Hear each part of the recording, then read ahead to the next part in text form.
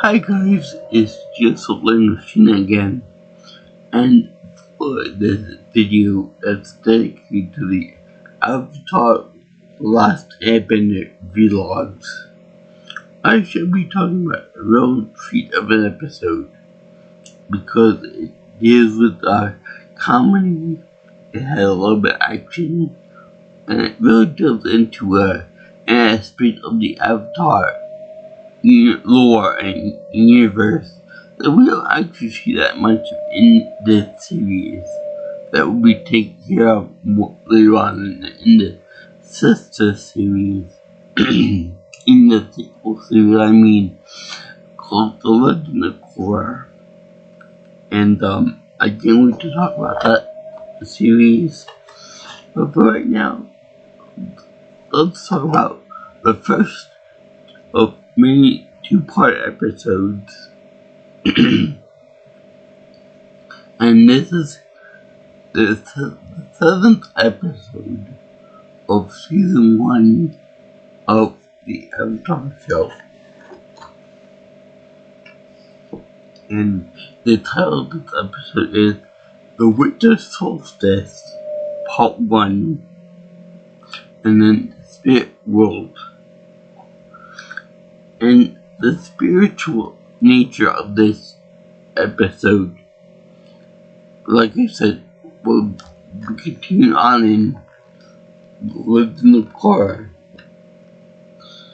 It just so happened that the spiritual element of the Avatar state and the Avatar in general is kind of an offshoot off of the water bending abilities of the Avatar, and a really powerful water benders. So it kind of makes sense that it be tackled in this show, in this whole series.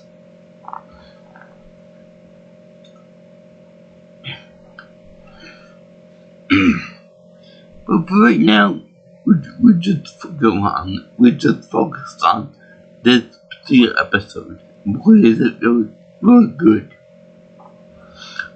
Because most of the comedy deals with Uncle Iroh, which is one of my favorite characters on the entire show. Because not only is he played by legendary voice actor Mako, I can't pronounce his last name, sorry, but Mako. It's really awesome that he's an old man in this show, but he's very endearing and very powerful and lovable at the same time. I'll get to him later on. But first we start out with the Avatar, Team Avatar, meaning Aang, Katara, and Sokka, as they go around the travels. Then you see a small village with a big forest around them, and they're upset or they're in awe that the forest, a large patch of forest, was destroyed, was burned down. We're assuming that it was done by the evil Fire Nation and the firebenders they're in. But and we think that it's gonna be like an environmental type message, for it. But yeah, I gotta say right now that there's a little bit of a complaint that I have with this part. It's very tragic that a big forest like that would be destroyed by fire. But many tree species need that fire to propagate, because there are certain trees. The names of the trees escape me, but there are trees out there where the burning hot temperature of a fire or a forest fire or a lightning strike or whatever is enough to make the heat package burst in the to create new life. So therefore, it creates new life by being destroyed by fire. And that being said, where it looks like Angus in the middle of it now is how should I put this? More like volcanic ash or ash being from the burnt trees and the other life forms in there. The other trees and shrubbery and all that grass and stuff. So that's very for any type of new life to go out of it. So I don't get why Angus is so upset over that and why the tree spirit stuff. High by spirit is so upset over that. I mean, sure, in the immediate after effects, it would be pissed off, being that it's almost destroyed pretty much. But then, in the long run, it will generate more new life, probably even more than what it had in the form of like acorns, seeds, and pine trees, whatever there is. So that's kind of a weird concept. I didn't know this until recently myself too, that trees in the western United States are can be germinate that way by extreme heat. That being said, don't go out there and light up all the forest you can, because that's no good. Only you can protect forest fires. Which, I have a little dog smoking a bear somewhere, but I can't find it at this point. So anyway, we have Aang all worried about that. And then we have the villagers of the Earth Kingdom showing Aang all the destruction thereabouts, and that we have to keep our doors and windows boarded up at night because evil high by spirit. I think it's high by. Oh, hey by. Which is a very cool design, but I'll get more into them in a minute. But right now, it's really nice to see that the Earth Kingdom has different levels of society. For example, we would later see about Boston, which is a huge, impenetrable fortress of a city, the capital of the Earth Kingdom. But we just saw Omashu, which was like a pretty big, I'd say Albany-sized city, and Boston today would be more like along the lines of, say, a Tokyo city, that type of size, more or less. And it's neat to see a little village of, like, say, of my town size, plus New York size, or say, Phoenicia, or somewhere along a small, close-knit town, surrounded by a big wall of bamboo or something like that. That's actually pretty nice. Now, what Uncle Iroh Uncle Iroh is really fun. It's really nice, really peaceful, charming, and all that. But this episode shows off his more comical side, because because when they show Uncle Iroh, he's like relaxing in a seating bath. I believe it's implied that it's of his own creation, because he's a master level firebender. And they show that firebending can be used for other things other than say burning stuff down and exploding stuff. Can actually be used for constructive purposes, and he shows it very well. The Dragon of the West, that's how they pronounce it. And yeah, I thought it was the East because it's based on Japan and all that, and that's located in the East. But apparently on the map of the Avatar world, it's considered West. So finally shaded the West, so yeah, so there's that. Anyway, they show Uncle Iroh using his internal combustion engine of heat to blow steam out his nose. Kind of funny actually if you think about like a cartoon character blowing smoke out of their nose and their ears. But not in this case. In this case, they show him using its steam to make the water hot. So Prince Zuko tries to get him to move it along and try to get on that hot trail of the Avatar.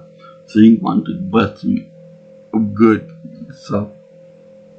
So Uncle Iroh shares the same philosophy as Goku when it became the full power Super Saiyan, or I should say the Super Saiyan Grade 4, in which he's fighting is always important, combat skill is important, but if you go into battle tired out, fatigued, or worn out, it's no big advantage. You have to relax, you have to have fun, you have to just unwind a little bit before a big fight, or you'll be too tense to actually produce. So, anyways, Uncle Iroh is over there watching in the hot tub in which I'm assuming maybe a volcanic vent or some kind of natural spring. So anyway, he said, "You want me to go get up right now?" So then Zuko looks at him and he says, "Yeah, why don't you get up now so we get after the Avatar is little gang of troublemakers." So he's like, okay, so I'll get up just for you. So he gets up, and little did Zuki notice this, but he's naked. He's full naked. So like, I'll give you a few more minutes to get things ready. And it's like, but your uncle is like that, but why you gotta make a big deal over that whole full frontal nudity thing? If your uncle's gonna be like that. So anyway, then later on, during that night, Aang is visited by the Heibai creature, and good God, I love this creature design because it's freaking awesome. It looks like a black and white, almost like a panda design, which we will find out that it's a spirit of a panda, a spirit of the forest, Chinese forest, and he's got like almost alien appearance to him, kind of like Ben 10, in which he's got like a globular face, a globular head, with like I should put this like two little T-Rex arms to grab stuff, and then he got two bigger arms in front, and they're more jacked than the little baby T-Rex arms, and he's a quadruped obviously, so his back legs are more like more skeletal in its design, more thinner. So anyway, this creature doesn't give a shit about any or spiritual nature at the Avatar. It's like rolling during the Dragon Ball Super Broly movie, in which Frieza's like, I command you to do all this. I'm the great Frieza. And then Broly's like, don't care. Boom. Slap him in the face. Much like this creature, like, I don't care if you're the Avatar. You're in my way. Get out of the way. Boom. Right in the face. And it's something called flying. And it's so bad that when he gets pissed off, he takes, what's his name, Sokka with him. And Sokka tricked it again with the his boomerang, but it doesn't do shit for him because it's like a flea bite compared to the might of this the hay-bite creature. So he takes the other guy too, to be his presence, I guess. So what happens is that in the end,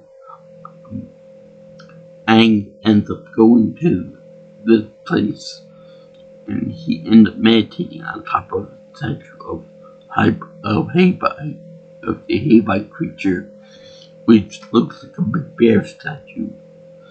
And he's pissed off because he's supposed to go to the North Pole to get Master Pagu to teach him how to airbend properly in a master form. But the thing is that the elements are teachable by anybody, by Top Ifang, by Master Paku, and then by Zuko.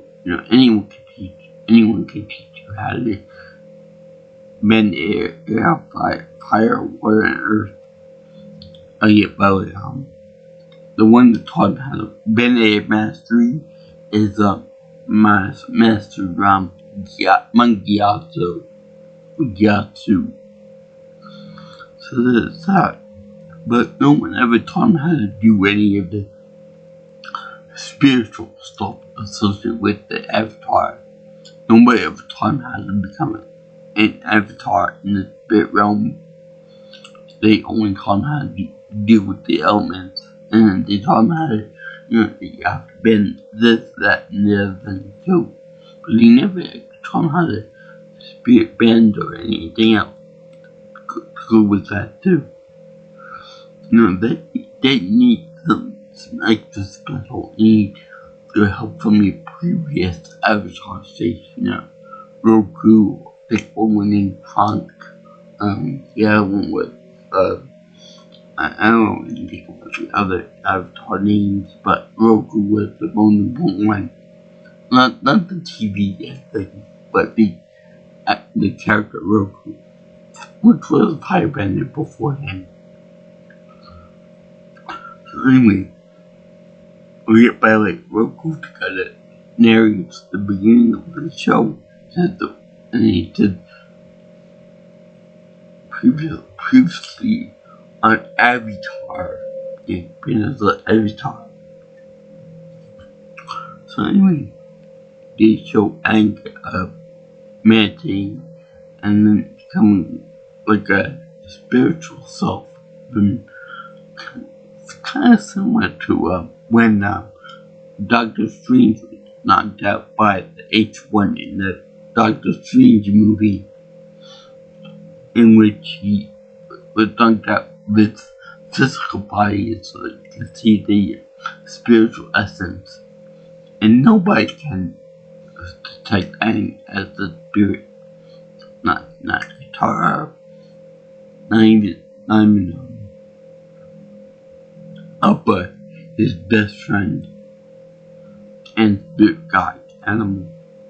which is kind of weird that Opera doesn't detect him, but later on we'll see what's her name, Iroh can. So you tried telling me that Iroh is more spiritually in tune than the spirit guide animal. That don't make any sense.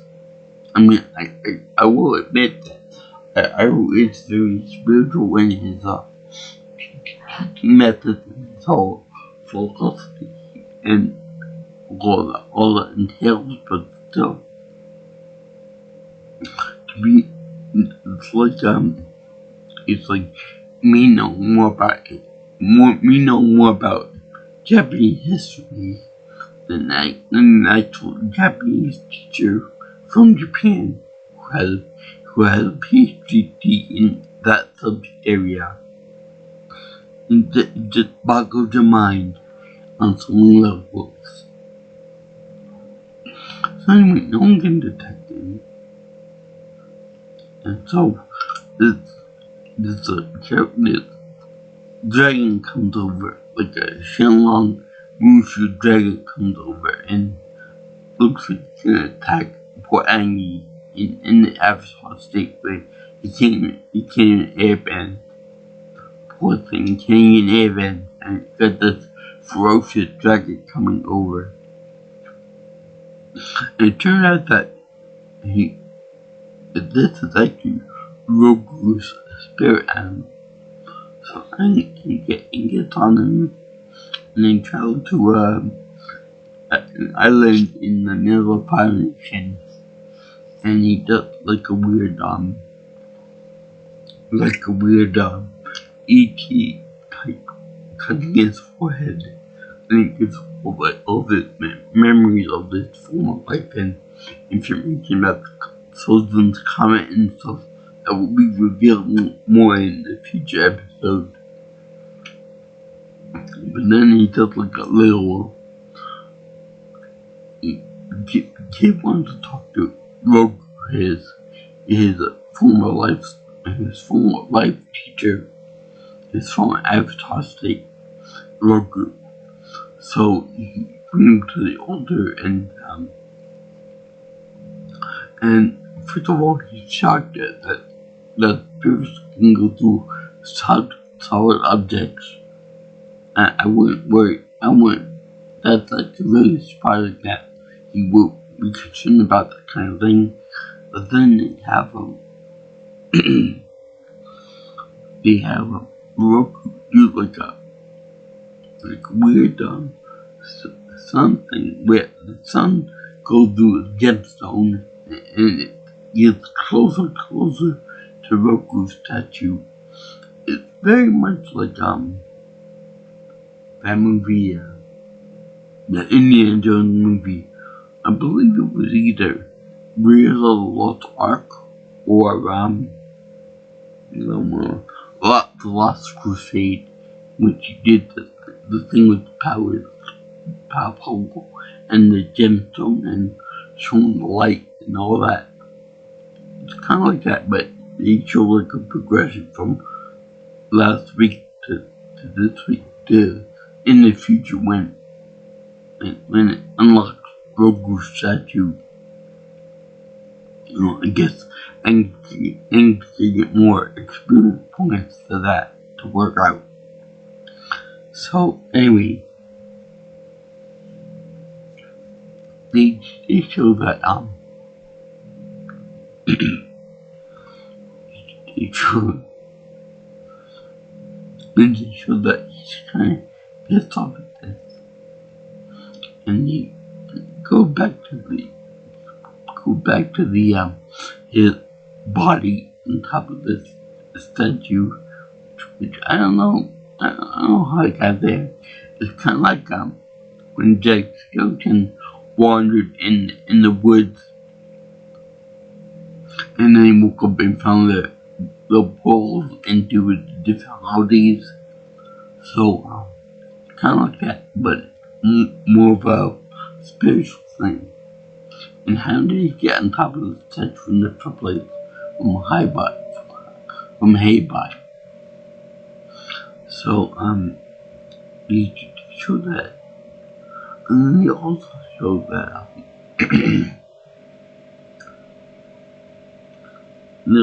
they also show that, which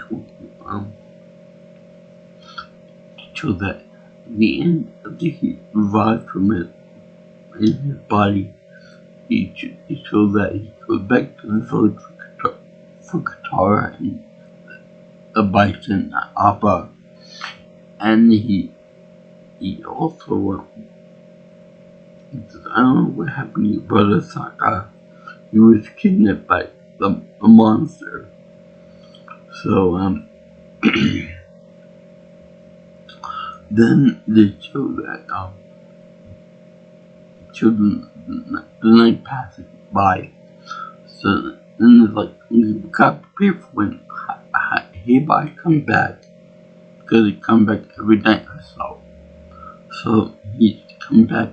Nothing can stop this creature. Nothing can stop him from destroying everything. So he ends up coming back to the place, and he's like, I'm sorry everybody was destroyed and stuff. I'm sorry everybody for his home and all that. So then he touches his forehead, much like the dragon did for himself, and he gets soothes the creature, in which he tells him that everything will be okay, and it shows him the acorn, and he soothes him enough that it transforms back into the more docile panda bear, spirit of panda bear, which I don't know if I know there's like a stereotype about the panda bear being gentle and docile, but I'm sure that if you piss them off enough, he will attack you, and they will become like a hail-like creature. So anyway, this thing also can do like a mouth blast, which is pretty cool. Anyway, they show that this docile creature brings back all the people from a bamboo rope that it magically springs out of its ass, and it shows that Osaka and the other villagers come back, and out of gratitude end up giving Team Avatar money and supplies for the duty, even though it says that it's an honor to do so. You know, it's funny that Sokka said to everyone, that it was weird being held captive in the realm for 24 hours straight. But I really have to go to the bathroom. None of the other people have to do that, but just Sokka, because it's funny. Now, this may be crude pie humor, but I find it interesting that the spirit realm, they're not very good at it. They're not very good at who this is. So you would think that they would say, we got a live one here. He's got to eat. He's gonna go to the bathroom. So let him do it. I'm relieving something. Not missed. Let's be good hostage takers. We don't want to get bad reputation for not doing that. For just this one guy, we have like 4 or 5 other people, but this one guy can't go to the bathroom all the time. Maybe he got weak blood or something. So he ends up going back there, which is kind of sad. But yeah, the people treat that, and I really like the ending of this one too, because it shows that takes the hay by stuff. Now, bring back the survivor and find a more peaceful solution because he's a pacifist, not a pissed off. Now back to the funny stuff with Uncle Iroh. Now remember how you said he was left in the steam bath for himself? Well, that day, some Earthbender troops find him. And I like the design of the outfits for the wall because they have like a neck covering, which would be kind of useful if you will fight a firebender or something or other. Good neck protection. I also like that they use some like ostrich hybrid, some or other. And I like the way that you have Uncle Iroh being there, like playing with a little mouse creature there on the hand to show that he's got great power, but he's got one responsibility. Number two, he's gentle to the land. To everyday creatures. But anyway, these three Earthbender soldiers confront Iroh and they entrap him in like they use the Earthbending power to cause giant slabs of rock to go into his face, almost killing him, pinning him down. Well, Uncle Iroh doesn't fight back. I have no idea, but they do, and they give him a loincloth to cover himself with, his naughty bits. Thank God. So that's transporting him on these little ostrich horse hybrids, which are cool. You remember the cuckoos from the Final Fantasy universe. But in any case, Chocobo, yeah, that's Chocobo. And they act up so that he's very tired, like he did when he conquered boss, you could say, at the 600D. He ended up releasing them because his men were tired and he retired, which shows that he's not like a hardcore, like, you gotta fight, you drop dead. He's like more compassionate toward his men and his brother Ozai. So anyway, they have him doing that, and they show him a full the horse thing, the steed. We think it's all for fun, all of that. But it's Zuko, Zuzu can track him down when he snips the sandal that I wrote up behind.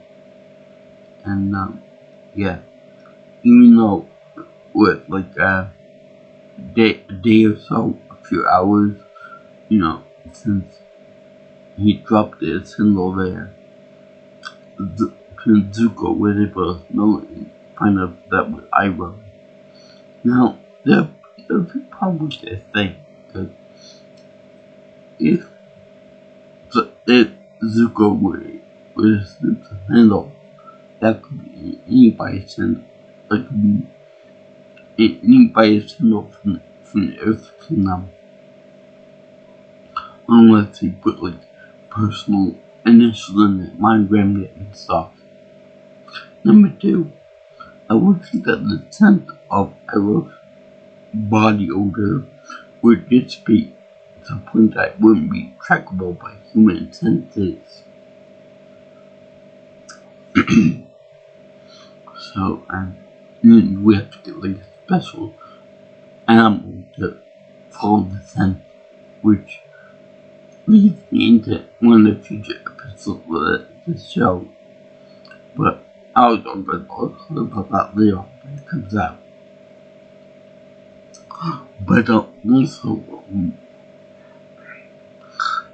the teenagers are kind of funny because they wanted to see you see upper girl with a guitar on his back, and Prince Zuko sees this, and he's like, do I go follow her, or do I follow my uncle's pursuer, my uncle's captors to get him back? Meanwhile, when the guy goes to is being led by pursuers to face justice. But what does that mean to Box say? And the guy's like caption of it, you got could you make my receipt tighter? Where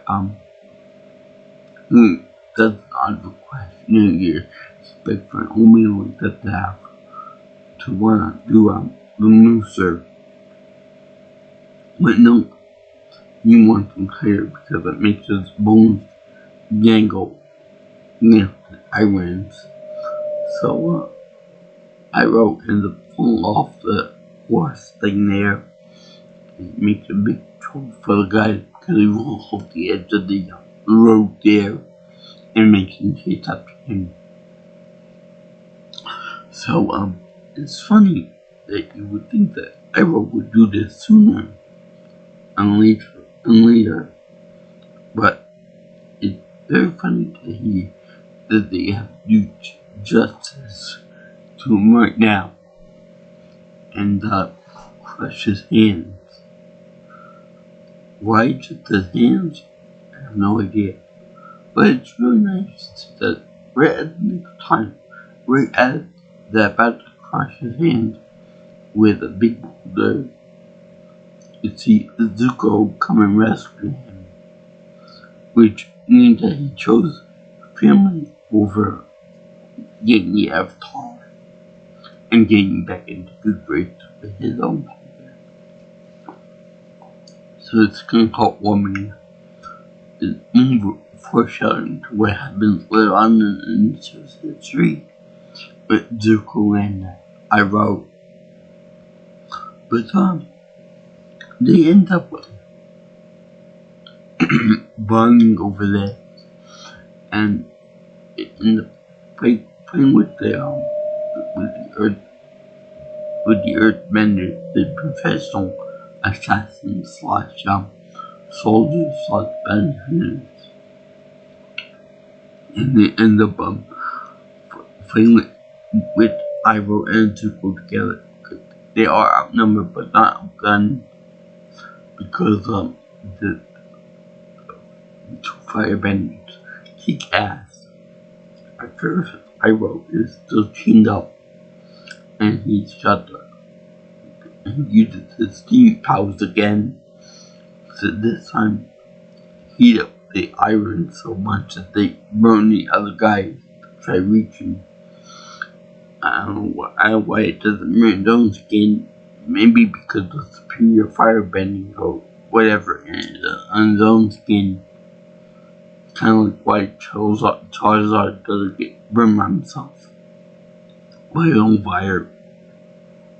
Anyway, they show Iroh and Zuko fight together is glorious because of the Earthbenders actually use the helmets that did speak fire at the launch of them. They bend over and they use that as a kind of shield, which I would never think that that'd be possible, but they use it as a shield. And if you think using Pokemon logic that the Earth rock and ground attach would destroy fire attacks and fire users, but no.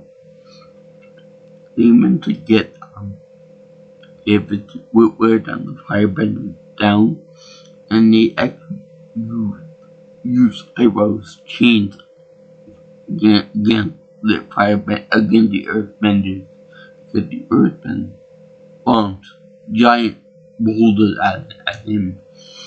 He catches it like a boss with the chains and swings around to get him like a big reverse catapult. And Zuko breaks chains using a fire kick. And they end up fighting together.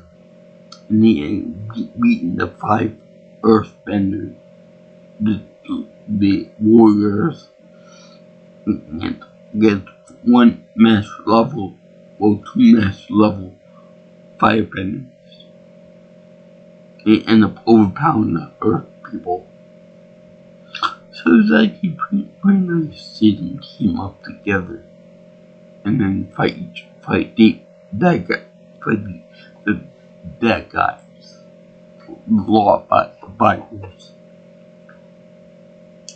So yeah, so I wrote it's more spiritual on Alpha because you can see the Avatar and the dragon as being the dragon of the West, which, by the way, later on we find out that I wrote spirit dragons, so there could be a little connection there with him.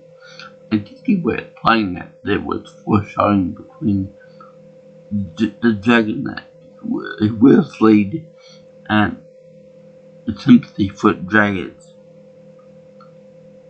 And that's why I can see them. I don't know if it's implied that he could actually see Aang, but it's implied that he saw the defense of the dragon spirit.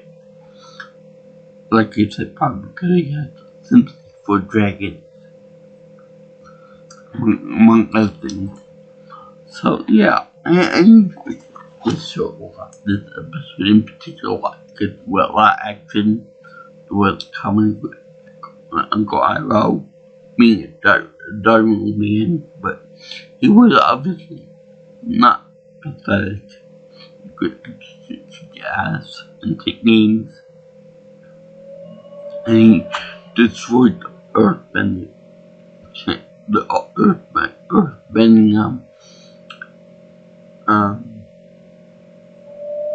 I don't want to say champions, but law-abiding people, the police force, and yeah, they both recaptured by the Earth Kingdom soldiers. And I don't know what happened to chocobos. Maybe they were mean fried chicken, I don't know. And I like this episode a lot.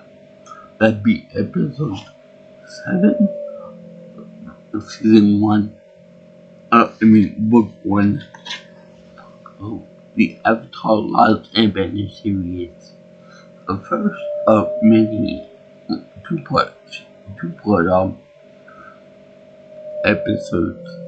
Some called The Winter Solstice Part 1, The Spirit World, or The Spirit Realm. I like the way they make the Spirit Realm seem as all blue.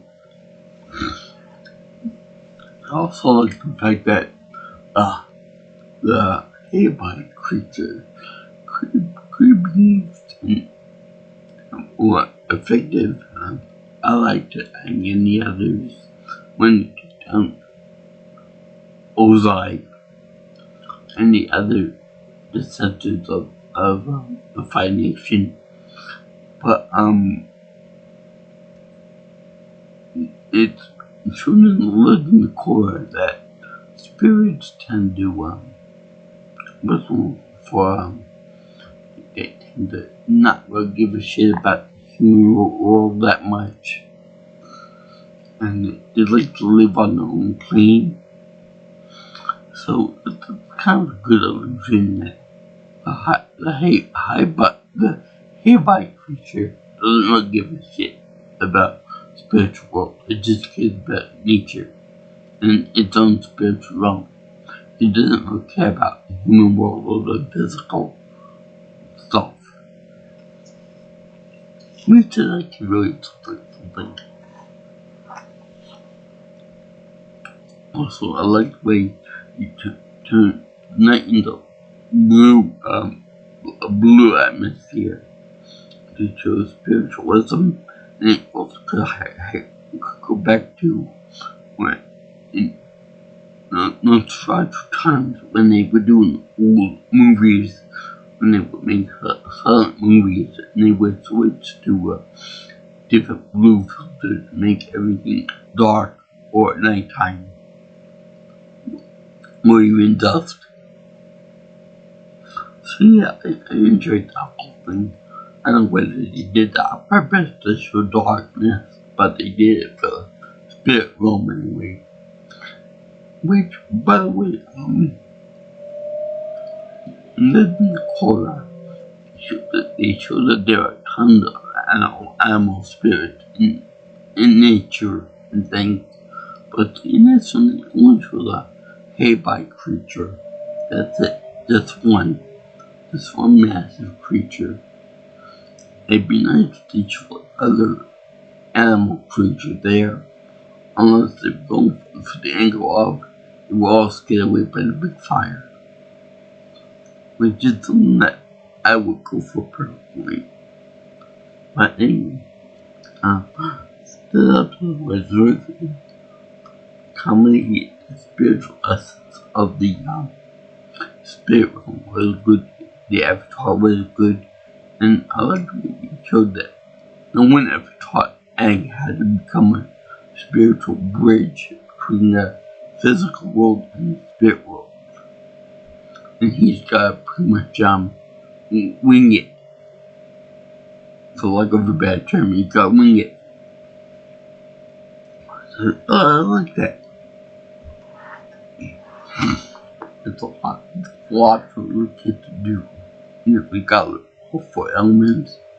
Gotta be passive that everything that he does.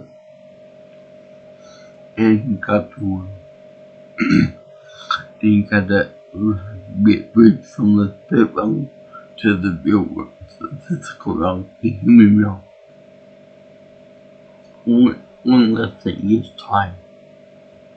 So yeah, I would say this episode earns my definite happy PC seal approval because it's some as the rest of the show.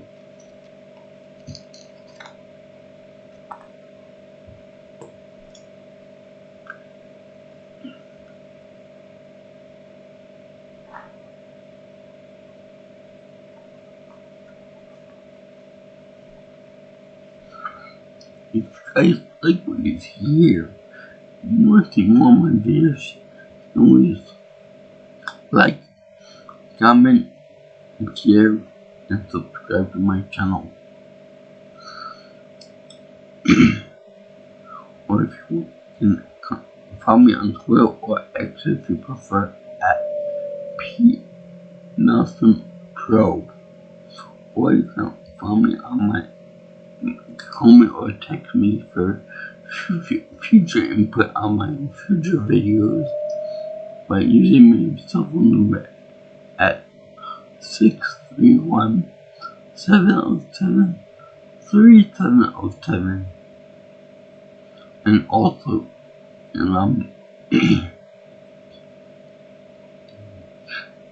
email address at JJ's viewing channel at gmail.com. So remember guys, I salute everyone that likes the show.